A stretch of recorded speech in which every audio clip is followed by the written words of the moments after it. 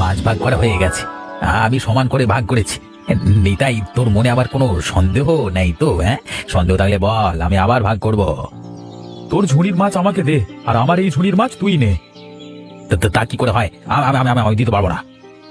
মাছের ভাগ ঠিক হয়নি, যদি ঠিক হতো তাহলে আমাকে তোর মাছের ভাগ দিয়ে দিতিস। তুই কিন্তু বাড়াবাড়ি করছিস, যা দিয়েছি তাই নিয়ে চলে যা। এই মাছ আমি কিছুতেই নিয়ে যাব না, আমার ভাগের মাছ কম। নিতাই দাদা, তুমি কিন্তু আমার স্বামীকে অপমান করছো। স্বামীর অপমান আমি মেনে নিতে পারবো না।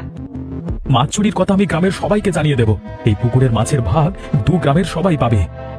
চুরি কি আমি একা করতে এসেছি? তুইও তো আমার সাথে এসেছিস। আমার ভুল হয়ে গেছে, আমি এখনই গ্রামের সবাইকে বলে দেব। ওগো, এই নিতাই দাদা তোমাকে যে বিপদে ফেলবে। নিতাই, তুই কাউকে কিচ্ছু বলতে পারবি না। তুই যদি কিছু বলিস, আমি তোর উপর দোষ চাপিয়ে দেবো। আমি বলে দেব, তারপর দেখি তুই কি করতে পারিস। শুনবি না তো আমার কথা? শুনবি না? তুমি কি করলে? নিতাই তো জলে ডুবে মরে গেছে। এ যাওয়ার হয়ে গেছে, এই নিয়ে আর কথা বলবার দরকার নেই। এখানে যত মাছ আছে সব নিয়ে চলে যায়, চলো। আর একটা কথা, এখন থেকে প্রত্যেকদিন রাতে আমরা পুকুরে মাছ ধরতে আসবো, ঠিক আছে? ঠিক আছে ঠিক আছে, এখন বাড়ি চলো। আচ্ছা চলো। এই পুকুরে আগের মতো আর মাছ পাওয়া যায় না। আগে যা মাছ হতো 2 গ্রামের মানুষ খেয়ে পারতো না। আমার কেন জানি মনে হয় মাছ কেউ চুরি করে নিয়ে যায়, নইলে মাছ পাওয়া যাবে না কেন? হতে পারে আমার বৌদি তো রোজ বড় বড় মাছ রান্না করে। যদি জিজ্ঞেস করি এত বড় মাছ কোথায় পেয়েছো, বলে তোর দাদা বাজার থেকে কিনে নিয়ে আসছে। কোনোদিন আমাকে এক টুকরো মাছ খেতে দেয় না। তোকে না দিয়ে কেমন করে খায়? তোর বৌদি তো একদম সুবিধার না। বৌদির দোষ দিয়ে আর কি করব? আমার দাদার দোষ বেশি। আমার দাদার জন্য বৌদি আরো বেশি খারাপ হয়ে গেছে। রীতা, দেখ কি যেন ভাসছে, চল তো কাছে গিয়ে দেখি। ও বাবা গো, এ তো আমাদের গ্রামের নিতাই, পুকুরে মরে ভেসে আছে।